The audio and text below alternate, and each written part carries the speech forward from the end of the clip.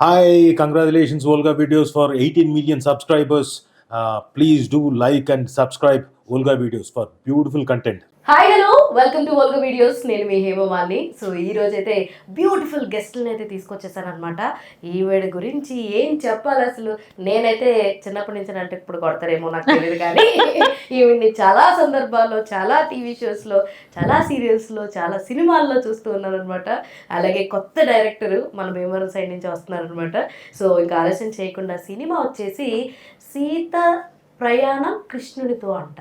అసలు బేసిక్గా నాకు సీతారాముల కాంబినేషన్ తెలుసు, మరి కృష్ణుడితో ప్రయాణం ఏంటి అని మీరు క్వశ్చన్ మార్క్ వేసుకునే కన్నా November 14th థియేటర్స్లో చూసేస్తే ఇంకా బాగుంటుంది కదా. అసలు ఎందుకు పెట్టారు, దేనికి పెట్టారు, మీరెందుకు ఈ సినిమా చేయాల్సి వచ్చింది, మీరెందుకు తీయాల్సి వచ్చింది, ఇవన్నీ కూడా మాట్లాడేసి తెలిసేసుకుందాం. సో ఫస్ట్ ఆఫ్ ఆల్ నమస్తే.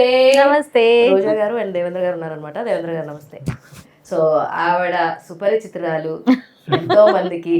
కానీ ఎలా అనిపిస్తుందండి, లైక్ టెలివిజన్ నుంచి బిగ్ స్క్రీన్కి రావడం అన్నదే ఇట్స్ మ్యాజికల్ మూమెంట్. మీకు అసలు మామూలు స్పెషల్ మూమెంట్ కాదు. Plus you are doing double duties అయిపోయాయి. సో టెలివిజన్ నుంచి మూవీ స్క్రీన్ కి అంటే సిల్వర్ స్క్రీన్ కి నేను చాలా మూవీస్ చేస్తున్నాను. ఇప్పటికే 12-13 ఫిల్మ్స్ చేస్తున్నాను. సో ఆర్టిస్ట్ గా పెద్ద తేడాగా అనిపించలేదు, కానీ ఎందుకంటే ఎక్కడైనా యాక్టింగే కదా అనుకున్నాం. కానీ ప్రొడ్యూసర్ గా మాత్రం బాగా బ్యాండే పెద్ద బ్యాండే. అదే ఆల్మోస్ట్ ఎన్ని ఇయర్స్ అవుతుంది మీరు యాక్టింగ్ కెరియర్ సైడ్ వచ్చి? 18 years కంప్లీట్ అయ్యి డాక్టరేట్ తీసుకున్నాను నేను లాస్ట్ ఇయర్ 2024 లో. పర్ఫార్మింగ్ ఆర్ట్స్ నుంచి డాక్టరేట్ తీసుకున్నాను. సో నేను చైల్డ్ ఆర్టిస్ట్ గా ఎంటర్ అయ్యాను, తర్వాత యాంకర్ గా వచ్చాను, తర్వాత సీరియల్స్ లోకి వెళ్ళి అలా మూవీస్ కి వెళ్ళి ఇలా ప్రొడ్యూసర్ గా తిరిగి వచ్చాను అనమాట. సూపర్. నెక్స్ట్ అసలు మంచి మంచి సినిమాలు తీయాలి మీరు. Thank you. మీరు ఇక్కడ సంపాదించిందల్లా మళ్ళీ ఇందులో పెట్టి సూపర్. అసలు మన దేవేంద్ర గారితో మాట్లాడదు సార్. మీకు ఫస్ట్ మూవీ కదా? సో అంతకు ముందు ఏమైనా చేస్తున్నారా సార్? అంటే అసిస్టెంట్ డైరెక్టర్ గా? అసిస్టెంట్ డైరెక్టర్ చేశాను, షార్ట్ ఫిల్మ్స్, వెబ్ సిరీస్ అన్ని చేశాను. అవి ఎవరి దగ్గర చేశారు సార్ అసిస్టెంట్ కింద? కొత్త వాళ్ళ దగ్గర డైరెక్ట్ చేశాను, short films, web series direct చేశాను. సూపర్. అంటే ఈ కథతో రావాలి అని ఎవరికి అనిపించింది? థాట్ ఎవరికి వచ్చింది? నేను ఎక్కడో విన్నాను కథ ఈవిడది, ఇంప్రూవైజేషన్స్ చేసేసి ఇది వెబ్ సిరీస్ చేద్దాము అని ఈ లైన్ అనుకున్నప్పుడు దేవేంద్ర గారు వేరే ఒక స్టోరీతో వచ్చారనమాట. యాక్చువల్ గా నాకు వేరే సిరీస్ నడుస్తున్నప్పుడు సార్ వచ్చారు, రైటర్ గా వచ్చారు. నేను మీరు రైటర్ కదా అయింది, అది కథ విని చాలా బాగా రాశారు అని చెప్పి నా దగ్గర ఒక లైన్ ఉంది, మీరు దాన్ని వెబ్ సిరీస్కి చేసిస్తారా అన్నప్పుడు ఆయన చాలా అసలు ఆ డైలాగ్స్ వింటుంటేనే అసలు నాకే నవ్వాలి. 2-3 రోజులు నవ్వుకుంటూనే ఉన్నాను నేను ఆ స్క్రిప్ట్ విన్నప్పుడు. ఇది నేను అనుకున్న కథేనా, నేను రాయించుకున్న కథేనా అన్న ఫీలింగ్ వచ్చిందనమాట. అప్పుడు అనిపించింది ఈయనే డైరెక్ట్ చేస్తే చాలా బాగుంటుంది కదా. అసలు అంటే తీసుకొచ్చిన విధానం కూడా ఏంటంటే ఎనీ డే షూటింగ్ చేయాలి, ఏ లొకేషన్స్లో చేయాలి, ఎన్ని కాస్ట్యూమ్స్ ఉంటాయి, అసలు ఎన్ని చేంజెస్ ఉన్నాయి, మొత్తం ఇంకెలా అంటే డబ్బులు ఉన్నాయంటే రేపు షూటింగ్కి వెళ్ళిపోవచ్చు, అలా రెడీ చేసుకొచ్చే స్క్రిప్ట్ ని.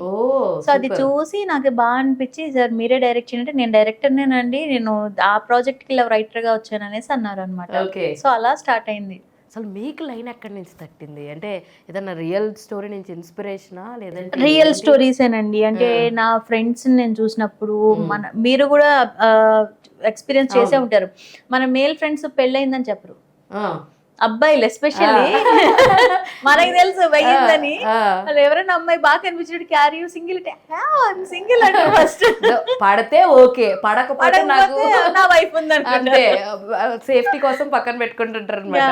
సో అలా నా ఫ్రెండ్స్ అది చూసినప్పుడు ఎవరికి వెళ్ళయిందన్న మాకు తెలుసు కదా, అంటే నా క్లోజ్ ఫ్రెండ్స్ కాబట్టి. నేను పార్టీకి వెళ్ళిన ఎక్కడికి వెళ్ళారే నువ్వు సింగిల్ అంటే అలా చెప్పా అంటారు. ఒకవేళ అమ్మాయి పడిపోతే ఏంటి అని అడిగాను నేను. అప్పుడు చూద్దాంలే, అప్పుడు దాకా అంతే. అప్పుడు నాకు అనిపించింది సరే ఒకవేళ అమ్మాయి పడితే తర్వాత ఏంటి, ఇక్కడ వైఫ్ ఏం చేస్తాడు లేకపోతే ఈ అమ్మాయిని ఏం చేస్తాడు అనే కాన్సెప్ట్ లో క్రియేట్ అయింది కదా అనమాట. అవును, ఫస్ట్ లో బాగుంటది. అంటే లవ్ ఎప్పుడు కూడా స్టార్టింగ్ లో బటర్ఫ్లైస్ ఉంటది. ఆబ్వియస్లీ ఇది అంటారు కదా, పెళ్ళయ్యాక 3 months హనీమూన్ పీరియడ్ లో ఉంటది, ఆ తర్వాత అసలు కష్టాలు స్టార్ట్ అవుతాయి. అలా ఈ బటర్ఫ్లైస్ నుంచి అసలు రియాలిటీలోకి వచ్చేసరికి ఏం జరుగుతుంది అనేది ఒక ఫన్ వేలో అండ్ ఒక మెసేజ్ లో ఇచ్చుకుంటూ వెళ్ళాం అనమాట కొంచెం. సార్ మీ ఇంప్రూవైజేషన్స్ ఎంతవరకు, అంటే లైక్ ఆ సేమ్ లైన్నే దాన్ని ఇంప్రూవైజేస్ చేశారా, లేదా ఈ లైట్ని ఇలా కూడా చూపించవచ్చు అని ఏమన్నా మీరు మాడిఫై చేయడం లాంటివి జరిగినాయి? ఫస్ట్ నాకు మేడం చెప్పినప్పుడు ఆ స్టోరీ వచ్చేసేసి ఒక ఫీల్ గుడ్ స్టోరీలా చెప్పారు. ఓకే. దాన్ని అలా ప్రజెంట్ చేయడం కంటే కొంచెం కామెడీ వేలో తీసుకెళ్ళి చివరికి ఎమోషన్ వే చూపించామంటే జనాలకి కనెక్ట్ అవుతుందన్న ఉద్దేశంతో కామెడీతో స్టార్ట్ చేసి చివరికి ఎండింగ్కి మేము చెప్పాలనుకున్న మెసేజ్ తోని ఎమోషనల్ గా ఎండ్ చేశాను. సో మేడంకి అది బాగా నచ్చి అంటే నేను మొన్నటి వరకు అబ్జర్వ్ చేయలేదు. నేను లాస్ట్ కాపీ మొన్న చూసినప్పుడు నాకు అర్థమైంది ఏంటంటే కామెడీ అనుకుని నేను అసలు ఫన్ వేలో చూసుకుంటే కానీ ఆ కామెడీ క్యారెక్టర్ ఒకటి రన్ అవుతుంటుంది. సినిమా మొత్తం ఒక క్యారెక్టర్ రన్ అవుతుంది, అది మొత్తం అబ్బాయిల సైడ్ తీసుకుని మాట్లాడుతుంది. నేను అబ్జర్వ్ చేయలేదు అది మొత్తం. నేను అసలు మన సినిమా చూసినప్పుడు ఏంటి హీరోది హీరోయిన్ అంతా ఒక ట్రాక్ నడుస్తుంటే ఈ కామెడియన్ అంతా అబ్బాయిల సైడ్ తీసుకుని వెళ్తాడు అనమాట మొత్తం. భార్యలు అంటే ఇలాగా, భార్యలు అంటే అలాగా అని చెప్పి ఉన్నాడు. అమ్మా డైరెక్ట్ గా తెలియకుండా ఒక అబ్బాయి ఆయనలో ఉన్న థాట్ ని మాత్రం వదలలేదంట. ఆయన పని వేళ చెప్పేశారు. తర్వాత రిలీజ్ అయ్యా. ఎంత ఫిమేల్ లైన్ ఇచ్చినా సరే ఆ మెయిల్ యొక్క ఇదిని ఆయన ఎక్కడ వదలలేదన్నమాట. పెళ్ళాలంటే ఏంటంటే ఇలాగా భార్యలంటే మందులో మంచిగా ఉండాలి కానీ మ్యారేజ్ అవగానే ముగ్గురిని గ్యారేజ్ పంపించేలా. రైమింగ్ అదిరిపోయింది.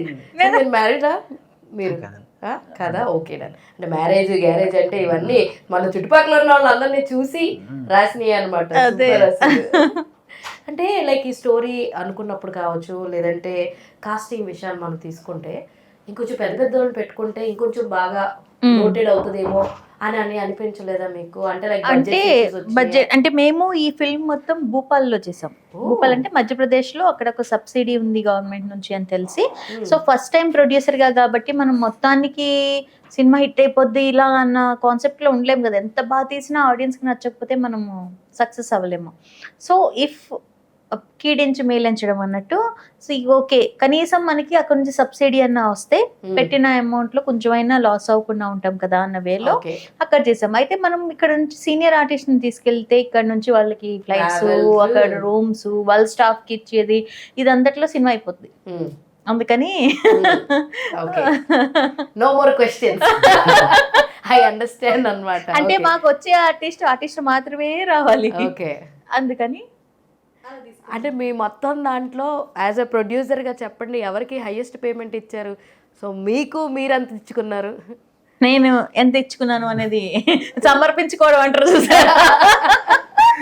ఓకే, నేను ఇంకా ప్రేక్షకులే నాకు ఏమైనా ఇవ్వాలి. ఓకే, ఈవిడైతే జీరో పేమెంట్ తో మనం వర్క్ చేసాము, రివర్స్ లో ఇచ్చుకుని చేసాను.